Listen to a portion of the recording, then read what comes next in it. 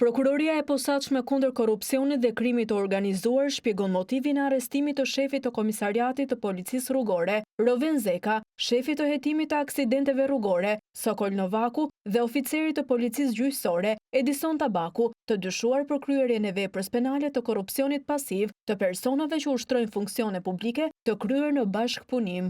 Sipas SPAK, hetimet kanë nisur pas një aksidenti rrugor të ndodhur më 16 prill 2025 në qytetin e Tiranës, ku 2 automjete u përplasën. Si pasojë e aksidentit, 5 persona u dërguan në spital për trajtim mjekësor, ndërsa në automjetin tjetër ndodhej vetëm AV, bashkëshortja e shtetasit EV, i dyshuar për kryerjen e veprës penale të korrupsionit aktiv të personave që ushtrojnë funksione publike. Nga hetimet e realizuara nga oficerët të Byros Kombëtare të Hetimit është zbuluar se punonjës të Policisë Rrugore kishin kërkuar nga familjarët e AV një pagesë prej 2.000 eurosh për të shmangur arrestimin e saj. Shuma e kërkuar është siguruar nga shtetasi EV dhe i është dorëzuar njërit prej punonjësve të policisë, siç është provuar gjatë hetimit. Në kuadër të këtij procedimi penal janë kryer kontrolle ku janë sekuestruar shuma të mëdha parash, përkatësisht 2.500.000 lekë dhe rreth 26.000 euro si prova materiale. Urdhri i ndalimit për zyrtarët e lartë të Policisë Rrugore është ekzekutuar nga BKH në bashkëpunim me Agjencinë e Mbikëqyrjes Policore.